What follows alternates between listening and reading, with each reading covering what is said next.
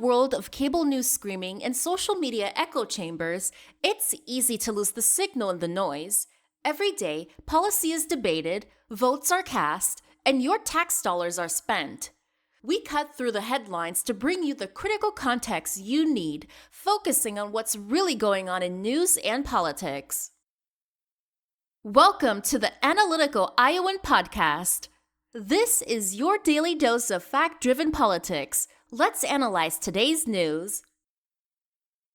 Here's Eric. We are back here on the Analytical Iowan Podcast. It is Friday, May 15th, as I am recording this, and actually getting to it earlier in the day than I typically do. Now, hopefully, this is going to be just a recap of events going up into today. And then tomorrow I'll be able to do the same, and maybe I can actually stay ahead for a little bit. Now, hoping I don't have any more issues with Zoom for a while. But I did the podcast with Mike. That went fine. We did the joint TikTok joint podcast with the Rational Boomer, and then yesterday's podcast was the TikTok live with guests. So I haven't used Zoom on my own for a couple of days. So hopefully it's figured out whatever it's done. I did check, no updates are needed, nothing like that. So it's not something on my end. Now, hopefully, though, it's been resolved and we can go on being ahead of schedule. Now, I am looking into some things to help with Spotify, trying to keep Spotify more up to date. Because I'm always behind when it comes to uploading to Spotify. I can't seem to stay ahead. So try to figure that out, whether that means I may reach out to a couple friends, see if they want to take over the audio uploads for me. Just every day, check the file, see what needs uploaded, something like that. Or what that looks like, I don't know. But looking into some options that may help. Unfortunately, Spotify does not offer the same kind of automation that the other platforms I use do. So dealing with that, trying to get that under control. Now, I did have somebody reach out to me. I'm not going to mention who. But it was a request to be on the podcast. And unless you guys really want me to cover this topic and bring them on, I think this is a bad idea. But I'm going to be upfront and honest with you and just tell you about what the offer was. I don't think they've ever actually watched my show, but this was for a media PR firm that is really pushing and backing, basically keeping cash bail the way it is. The expert that they want to bring in is a big time lobbyist. He has helped draft legislation about cash bail. He works with Bail Bond Association, those kind of things. And it really, from even the way the email was worded, it does seem like this is going to be a gotcha moment. Like they want to get clips of me, not having a direct answer, not right away, not thinking fast enough to give them a rebuttal to what they're saying, so that they can say, "Well, see these left-leaning people. Oh, they're all for letting criminals out." Those kind of things. Reminds me of what the similar to what Charlie Kirk would have done on these debate stages. It doesn't seem like he really wants this interview isn't really meant to be an interview or an honest discussion. It seems like it's going to be more of a what's the word I'm looking for? Like they're trying to catch me in something. So I haven't responded yet, but I think I'm going to turn them down. Let me know in the comments what you guys think. If a bunch of you want me to actually schedule this thing, I'll do it, because I'll bring you what you want. And Well, having a guest on would be easy enough anyway, that I could record an hour with them, and then I'd only have to talk for half of it. But these are the type of people that they would end up on Fox News. I don't think it's a good fit for the show. But if anybody else wants to be a guest on the show, I encourage you to drop me an email, analyticaliowan@gmail.com, and go from there. Send me an email, say you want to be on the show, and we'll discuss it. We'll figure out what works. I'll send you a Zoom link. We'll sit down, we'll record, and we'll go from there. It'll be pretty simple, pretty straightforward. More than willing to do that. I've also reached out, I think I mentioned it in a previous episode. I did reach out to the Rob Sand for Governor campaign, trying to see if they would be interested in an appearance on the show, if I could get Rob Sand on to talk to him for about an hour, just to see. I don't know if it'll work or not, but thought I'd give that a shot. Coming up this summer, Rob Sand is kicking off his 100 town halls in 99 counties tour. And I'm starting to look through the schedule of what days he is going to be where in relation to how far of a drive I'm willing to put in, also with what works with my work schedule. And at least a couple of them I'm going to try to make sure that I can attend. That way, I'm going to cover a couple of his town halls. I don't know if I'm going to be able to do a live stream from there or not. I may try to see if I can do a live stream. So looking forward to that. As long as the Sand campaign doesn't have any issues with me doing that, because it would get his message out there farther. That may be something I do either as a bonus, or as that might be my entire podcast for the following day. Just covering the Sand town hall. And now I do think Rob Sand has got a good chance to be the next Democratic governor of Iowa.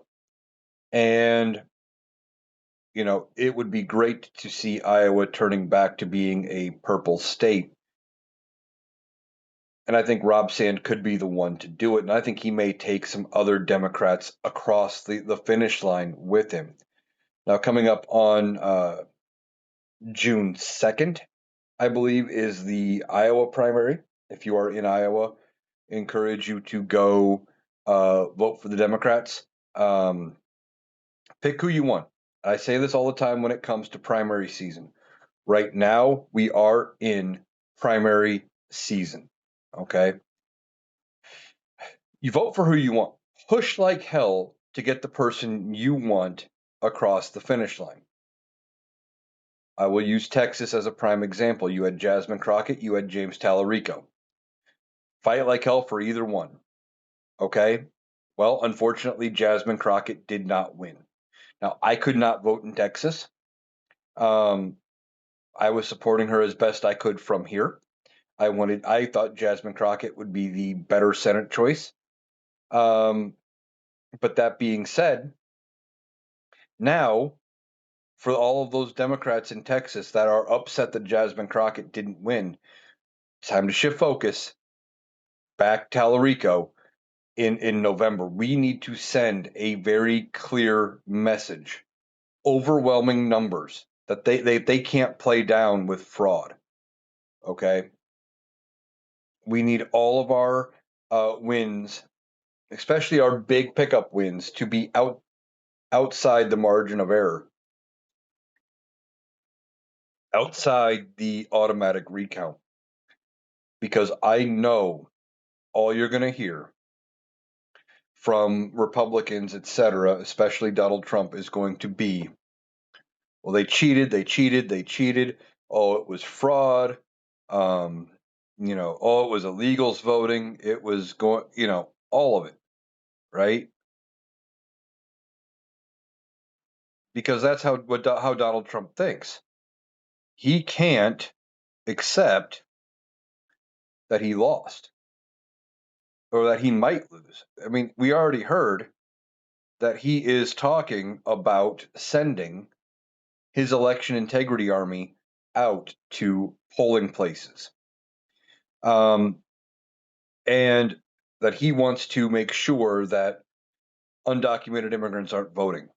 Well, there have been so few cases. I think it's something like 50 cases over 40 some years or something like that. Let's take a look.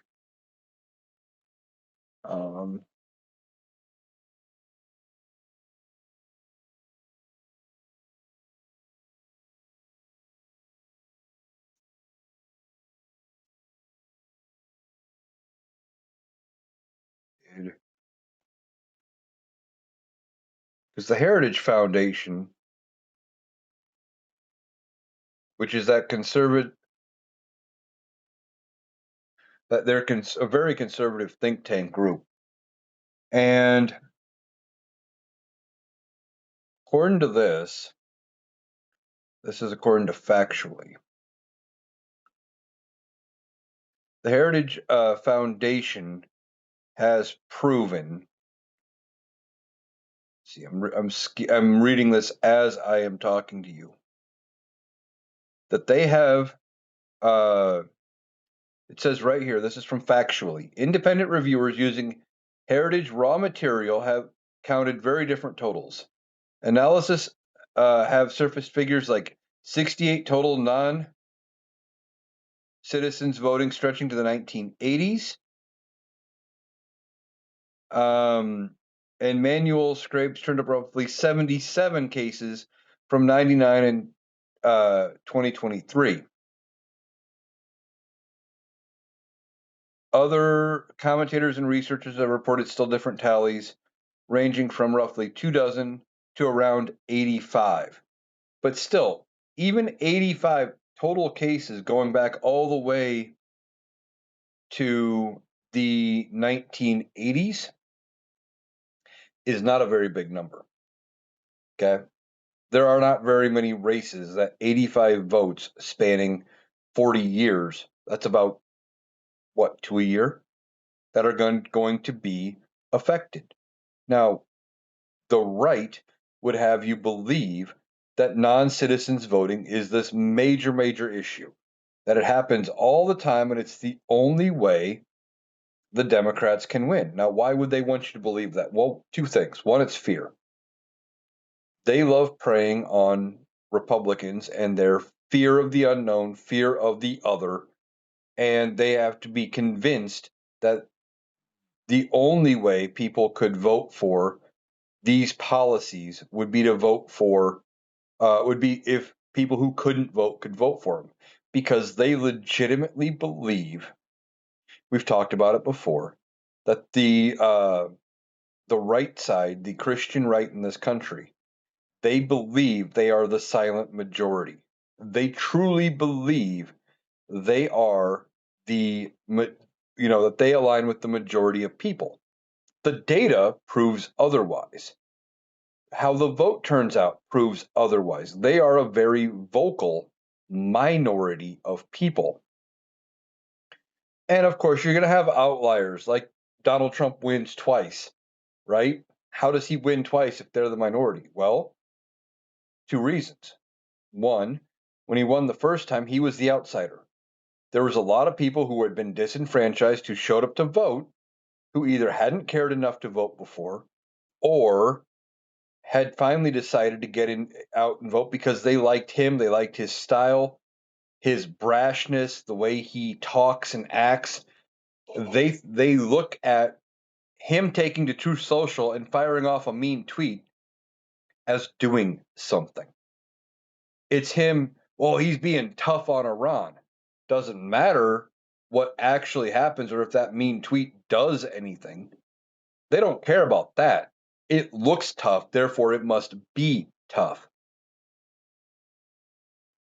And that's part of what we are fighting against here. Now, we are in, or Donald Trump is in, rather. He's in China right now. Okay.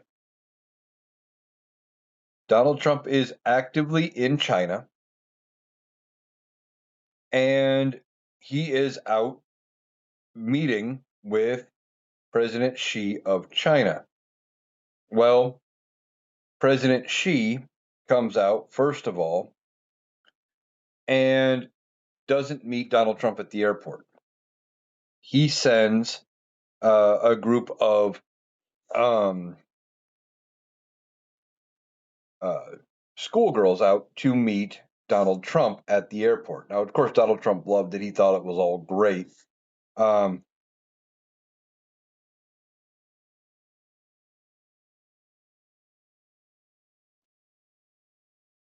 and of course, now he's hosted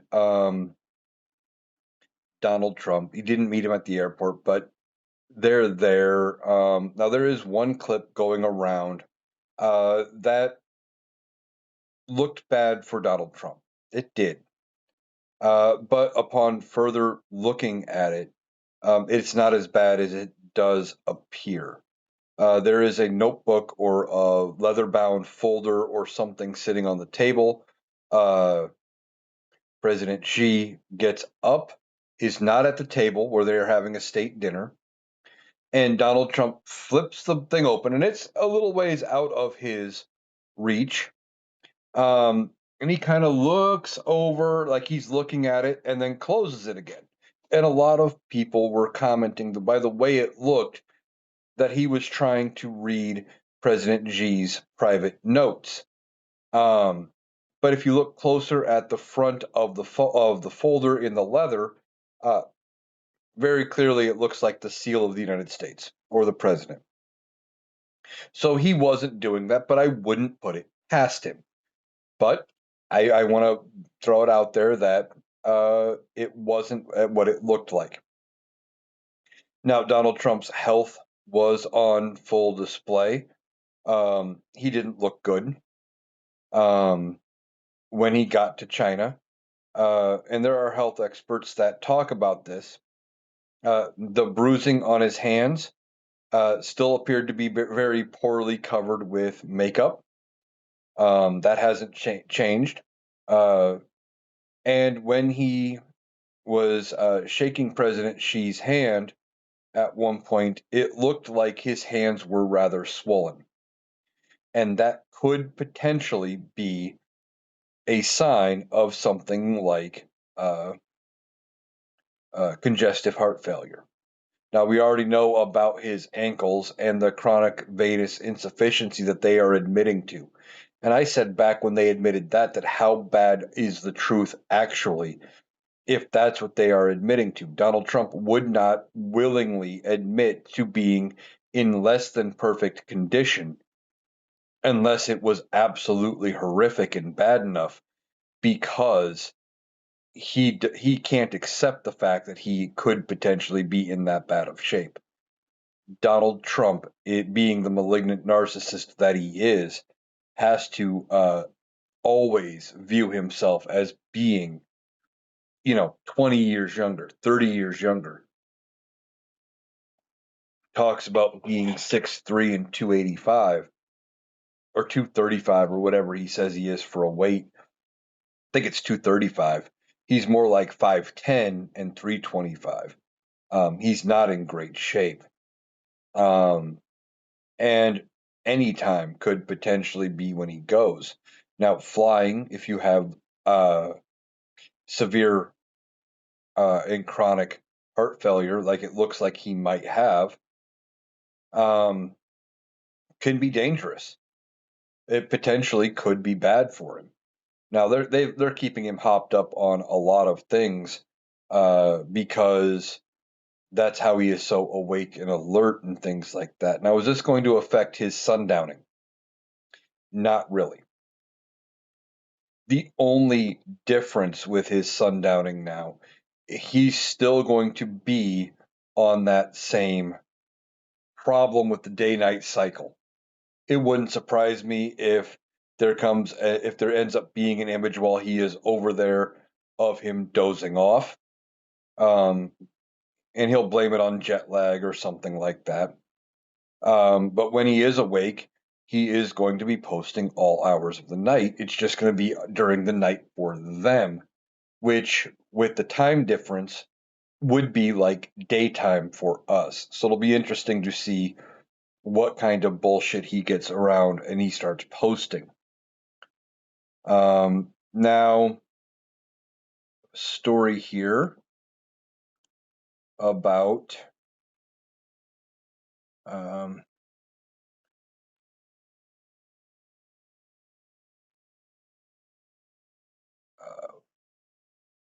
see, wrong story.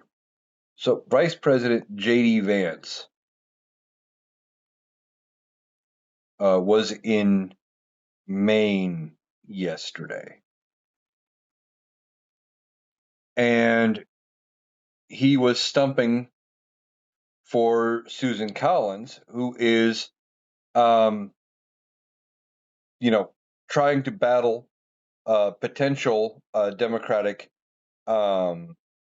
contender in Graham Plattner. Now, Graham Plattner right now looks to be the presumptive nominee. I think there still is a primary. There's like one other guy who is still in the race, as far as I know, hasn't dropped out, but is polling at under 10%. So it does look like Graham Plattner is going to be the presumptive nominee. But J.D. Vance is stumping for Susan Collins. And of course, J.D. Vance, he screwed up. He's proving he can't do the job, right? Well, he was there. He was talking about the Trump administration's efforts to combat fraud, and said that the White House has established a task force that aims to eliminate widespread fraud, waste, and abuse, which are their trigger words, when it comes to, they always use those words when it comes to trying to gut government programs, right?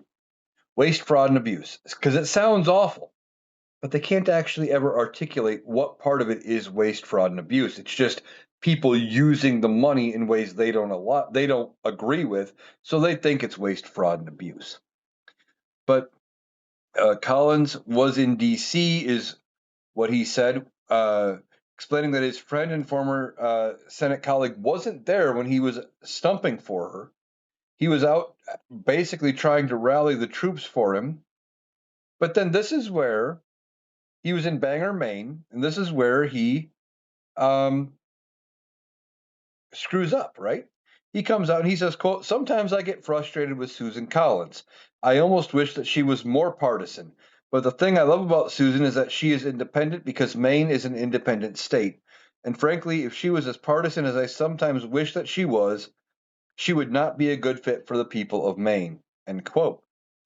But see, here's the thing. She's not an independent. She sides with the Republicans like 95% of the time. Most of the time, what she does is she says she's concerned about things, but then votes with the Republicans anyway. But JD comes out and says, yeah, sometimes I wish she was more partisan. Sometimes I'm frustrated with her. And that's the person you are there trying to convince voters that you're endorsing to go vote. But I get frustrated with them, and I wish she would do things our way more often. A little bit of a mixed message there, isn't it? Late last month, Susan Collins did break from other GOP senators in voting for a war powers resolution to stop Trump's use of military action against Iran. Susan Collins and Senator Rand Paul of Kentucky were the only two Republicans to vote for the resolution. Collins said she would vote against authorizing strikes in Iran after the 60-day window set by the War Powers Act passed, added that by the end of those 60 days, quote, Congress has to authorize the military action to continue, end quote.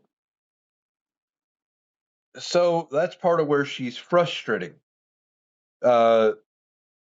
J.D. Vance. But he comes out and he's supposed to be stumping for her.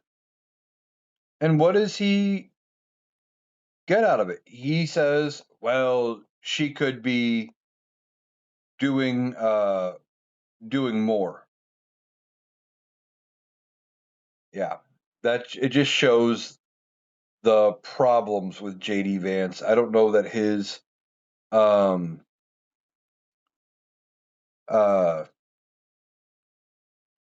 stumping for her is actually going to do much. Now, let's see.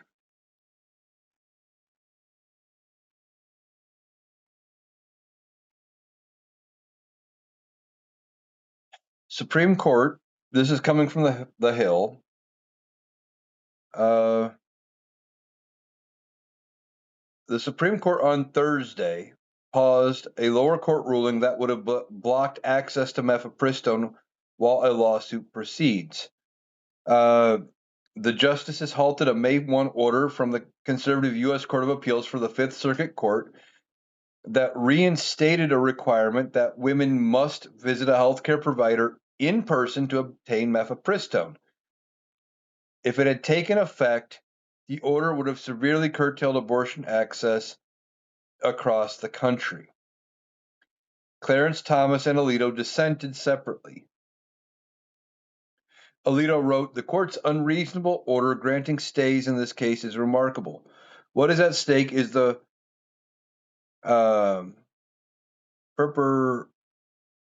perpetuation of a scheme to undermine our decision." Sorry about that. Doing this a little earlier than I normally do. I'm not quite awake yet.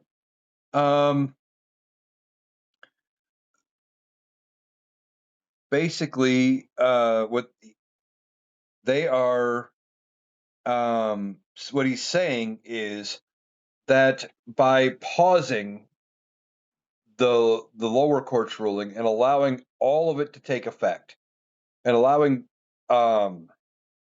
access to continue the way it was, he's saying, well, you're going against what we had said in Dobbs.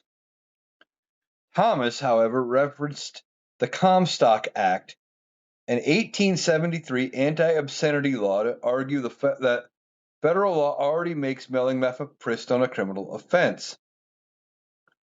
He said, quote, "Applicants are not entitled to a stay of an adverse court order based on lost profits from their criminal enterprise. They cannot, in any legally relevant sense, be irreparably harmed by a court order that makes it more difficult for them to commit crimes." Now, they both had referenced the Comstock Act during oral arguments.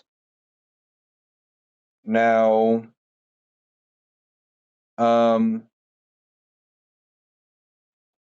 let's see here. I've looked this up before.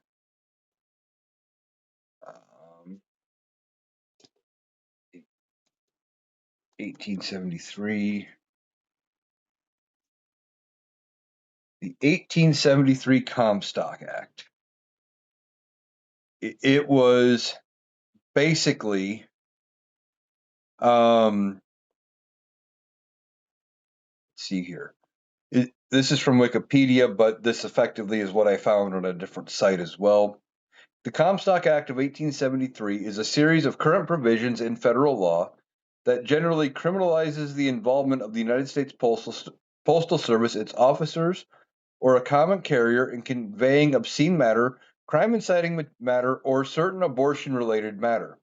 The Comstock Act is largely codified across Title 18 of the U.S. Code and was acted in the beginning of 1872 with the attachment of a rider to the Post Office Consolidation Act of 1872, amended multiple times, most recently in 1996. But the history of it is effectively that this guy Comstock, he went and he lobbied Congress about things that he viewed as being obscene. And basically, he got the ability to go through the mail and go look at things that were shipped and things like that. And if he viewed it as obscene, basically, then they got fined and penalized.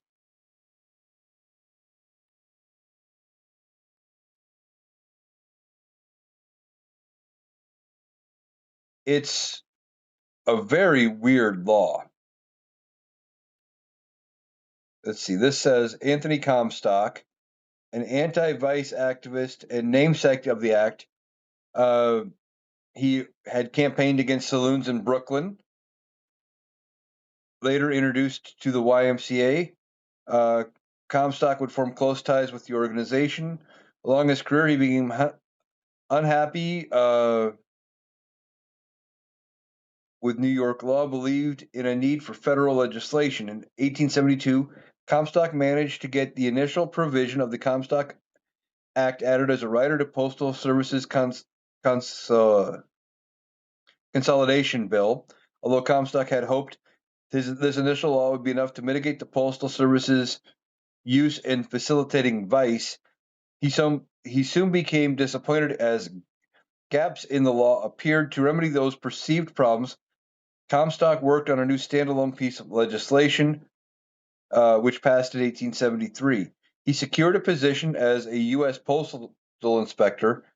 The Committee for Suppression of Vice at the New York YMCA, which would later split it off to become the New York Society for the Suppression of Vice, requested that he not be given a government salary. By preventing Comstock from receiving a federal salary as well as any other publicly funded compensation, they prevented claims of self-serving motives to ensure that he was dependent on their donations.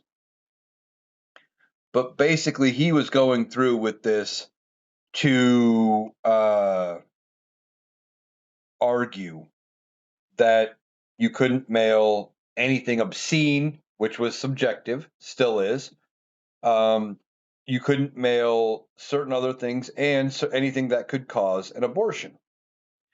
Now, in those days, they didn't have safe FDA regulated medication. It was a lot of other remedies, other untested, maybe unsafe medical devices, those kind of things. But that's what they're pointing at when they want to try to argue that we can't access mifepristone by mail. Now, all of this comes as I believe it is Louisiana is pushing a state or a case that they are pushing a case rather that their problem is their state has laws about whether or not mifepristone can be received by mail and whether or not you have to be seen by a doctor in person. But federal law allows it, and because of the supremacy clause, federal law works typically here because, especially with the mail is federal. Each state does not operate their own separate postal service. Could you imagine how chaotic that would be? That you had to pay postage based on every state and what their rates are. It would be a nightmare. But they're arguing that mail order pharmacies, who a lot of times use telehealth, shouldn't be allowed to operate. And in fact, the FDA is trying to go back, even though there's 20 plus years of data, and mifepristone had undergone way more clinical trials than most other medication. They're going back and looking at they're looking at it again, basically trying to review it and see if they can actually reverse it. Now, potentially, what could happen is even if this case doesn't play out the way Republicans want, they're going to keep pushing. If the FDA overturns its approval in 3 years when the Democrats are back in control, it could get reapproved again. And there could be more changes coming down the pipe after Democrats are back in control to prevent things like this from happening. And potentially, what the Democrats need to do is look at this Comstock Act again, and maybe it's time that they end up just fully repealing it or modifying it or something so it doesn't get used again. Now, it came out that Kash Patel was in Pearl Harbor last summer, okay, while acting FBI director, or maybe he was already confirmed by that point. The Associated Press reports that Kash Patel took a VIP snorkeling trip around the USS Arizona during a visit to Pearl Harbor. The AP reports that Patel made a previously undisclosed trip to Joint Base Pearl Harbor last summer, citing government emails shared with the AP. The USS Arizona site honors the U.S. service members who died during Japan's bombing at Pearl Harbor in 1941. The sunken ship is the final resting place of more than 900 sailors and Marines. Diving is typically restricted around the vessel, with the exception for marine archaeologists and National Park Service crews. The NPS and Navy have also permitted select dignitaries to swim at the site.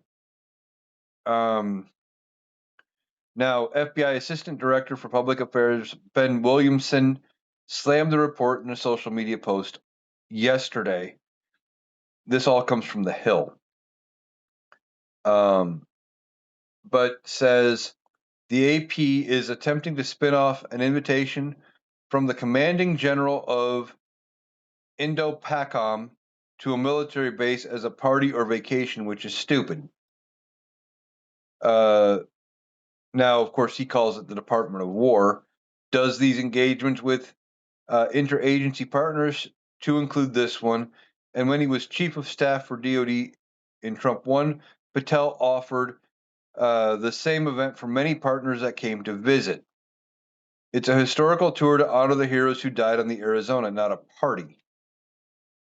An FBI spokesman told The Hill that U.S. Indo-Pacific leaders offered to host Patel and his team at the base last summer, as they commonly do with U.S. government officials on official travel. This was part of the director's public national security engagements last August with counterparts in New Zealand, Australia, our Honolulu field office, and the Department of War. I hate calling it that. It's not the Department of War. It's the Department of Defense, and once Donald Trump is gone, it's going to go back to being the Department of Defense.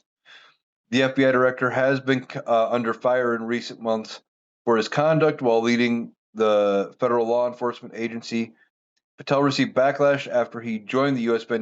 men's hockey team in their locker room to celebrate the team's Olympic victory earlier this year. The Trump official defended his actions, writing on social media that he was there to celebrate with his friends. And Patel has sued the Atlantic in April over reports that he feared losing his job and he was difficult to reach during nights of alleged excess drinking. But either way, I'm not sure if he did take the trip. It sounds like he did. If they do offer it and this isn't something out of the blue or out of the ordinary, maybe it's not so bad. But when you add it in with everything else he has done, it certainly gives the impression that he's more about being out partying, doing these grand things that most people would never have a chance to do. How many people could go snorkeling at the USS Arizona? Not very many. That's not really um, a thing that many people should probably be doing, honestly. But he gets the privilege. He got to go drink with the U.S. men's hockey team to celebrate with what he said was friends. But is he actually friends with any of them, or was he using his um, position as head of the FBI to be there and be like, well, yeah, I'm the head of the FBI. I got to go drink with the U.S. men's team because it sounded like a fun trip. He's not doing himself any favors when all of this stuff comes out. It is definitely making him look look worse here. Now, House Republicans narrowly block effort to end Trump's war with Iran.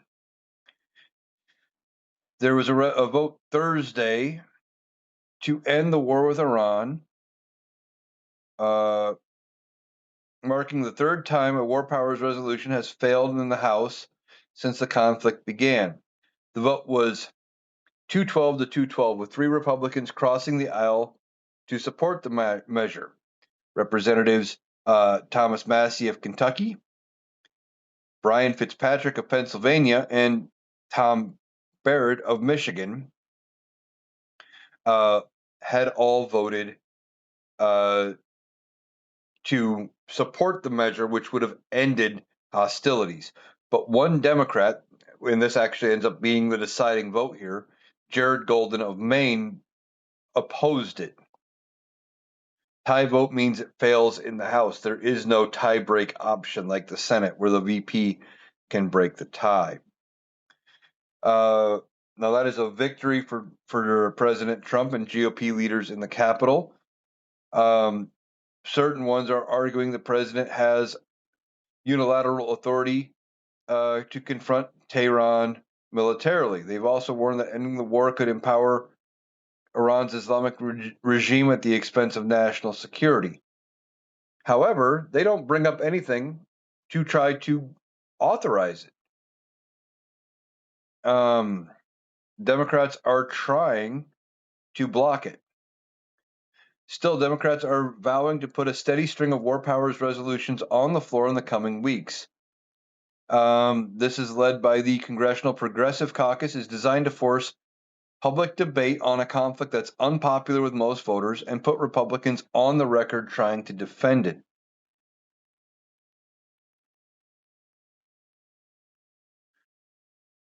And supporters will get a boost in the next round from Golden, the former Marine who served in both Iraq and Afghanistan, who said he only opposed Thursday's resolution because it included a withdrawal deadline, March 30th, that's long past. He said when the next clean resolution hits the floor, he said he'd support it. So while we might want to get pissed at Golden for not going with Democrats here, he does make a little bit of sense. I'm going to give him a little bit of slack here by saying, well, we can't have withdrawn by March 30th when we're on May 15th. That makes sense, okay? Now, he says, quote, I supported this resolution when it was introduced, but unfortunately its proposed 30-day deadline lacks any real meaning now that we are more than 70 days into the conflict. He said on Wednesday, it no longer passes the straight face test. I look forward to voting for a clean, relevant resolution as soon as possible. So, effectively, if the next resolution comes up and says, okay, we are going to withdraw by May 30th, and they hold another vote, guess what? He's going to vote for it. So, now the Senate had blocked a similar bill. That was the 7th time the Republicans had blocked a bill like that in the Senate. Now, in the Senate, were the one that got blocked on Wednesday Lisa Murkowski of Alaska, Susan Collins of Maine, and Rand Paul of Kentucky all voted in favor of the War Powers Resolution. Again, they're only clinging on to power and their margins here by very brief numbers, by very small numbers. And depending on what happens, especially as we get closer and closer to the election, it would not surprise me if we see the Republicans, enough of them, break ranks to get to the point where the Democrats do have the votes to end up passing a war powers resolution and getting past Donald Trump and making it so he doesn't have the authority anymore to go in to do this. Now, what they want to do, I heard they want to change it from Operation Epic Fury to Operation Sledgehammer or something like that. Let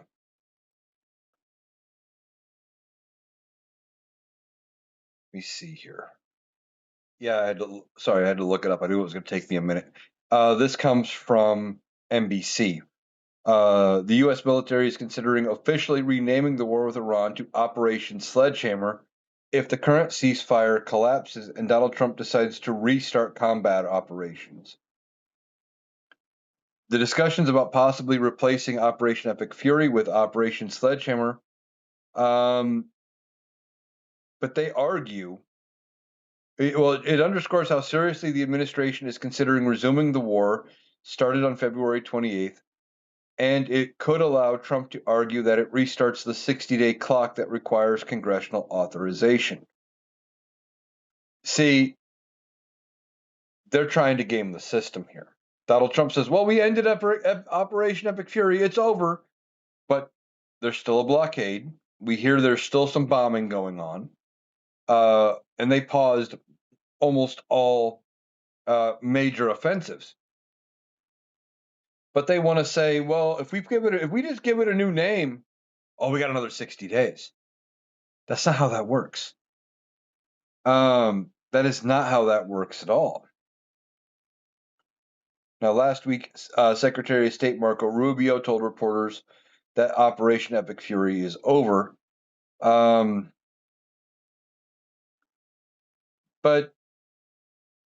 it doesn't really work that way.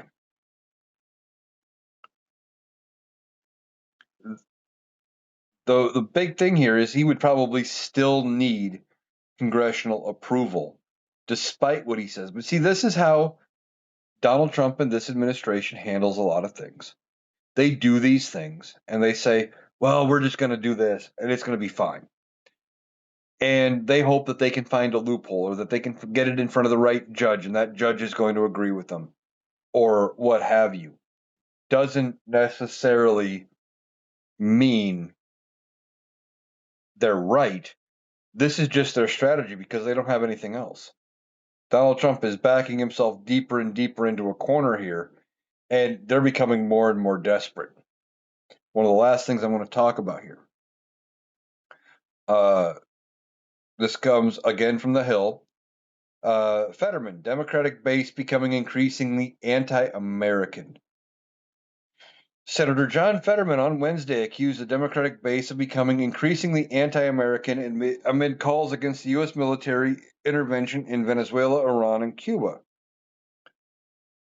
Reason Magazine's Nick Gillespie asked Fetterman on the Reason Interview podcast about what the senator thinks of his politics now, having backed Bernie Sanders, a Democratic socialist, in 2016.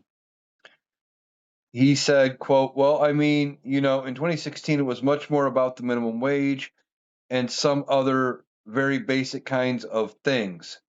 And now that's just turned into much more standing with like Cuba, standing with Venezuela, standing with the Iranian regime, and turned that into much more becoming more increasingly anti-American for me. So my views really haven't changed that much. And well, end quote.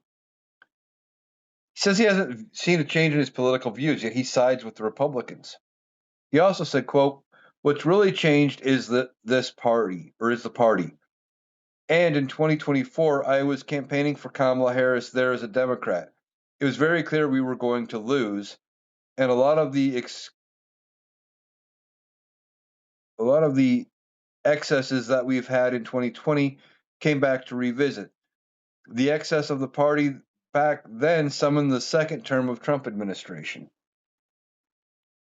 This dude, he also noted the shift from union members and their leaders stepping away from supporting Democrats, a tradition since the New Deal, toward backing President Trump. He said, quote, "And now I think we effectively can count that a lot of those traditional union members have already left the Democratic Party. And that's where we are. And it has been a serious realignment of parts of our base." He's not right, okay? Who does that sound like? Now, he was asked about switching parties. He said he'd be a terrible Republican who still votes with Democrats. But he's not doing us any favors. When I say we need to take the Senate by 51, I mean it. We need 51 to have control. We need 52 to outdo Fetterman. Now, I think it's entirely possible that we can get there. But the simple fact is, Fetterman's not doing us any favors. He's voting and siding with Republicans way too often, and he says things like that. I don't think he gets reelected in 28. We've got 2 more years of dealing with him in the Senate, and if he even attempts to run for reelection, I think he gets beat in the primary process. I just think that's going to be what happens there. I don't know. I could be wrong, but we need more actual Democrats than we need people like Fetterman. He doesn't make a lot of sense when he says things like that. I mean, calling us un-American and stuff, and saying that we are standing with Venezuela. 2 things can be simultaneously true. We cannot like President Maduro of Venezuela and want the regime change, while still not liking the way Donald Trump went about doing it. Those 2 things can be true at the same time. But Fetterman doesn't want to realize that. Same thing with Iran. We can want a regime change in Iran and not like the way the Iranian government is doing with it. And just because we are not backing the military conflict started by Donald Trump as part of a temper tantrum is, not the same as saying we support Iran. Those 2 things can be mutually exclusive. That's the problem with a lot of Republicans, too, and their voters. They don't see that you cannot like the country of Iran and what's going on in Iran and not want them to have access to a nuclear weapon, not like who's in charge, and want something different for them as a country, but also not support what this country is doing. It's not an either or. It is not 2 halves of the same coin. If this were, if I were to compare this to Star Wars, this reminds me of Star Wars Episode 3, where Anakin and Obi-Wan are on Mustafar. And Anakin says, "If you are not with me, then you are against me." And Obi-Wan says, "Only a Sith deals in absolutes." Well, a lot of Republicans, and even Fetterman now, it sounds like they're dealing in absolutes. They don't see the gray area. It's either one way or the other. There is no in between. It is ridiculous. Trying to get through to them that there is differences and layers and that not everything is as black and white as they want to make it out is kind of ridiculous. All right, that is going to do it for today's episode of the Analytical Iowan Podcast. I want to thank you for taking the time to join me today. Hope you guys have a great day. I will be back tomorrow with another podcast. So hope you all will catch me then.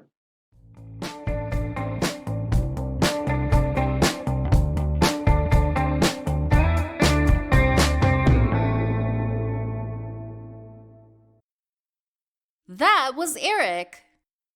That does it for our analysis today. If you appreciated us cutting through the noise to get to the critical context, please make sure you're subscribed to the Analytical Iowan podcast on Spotify and YouTube.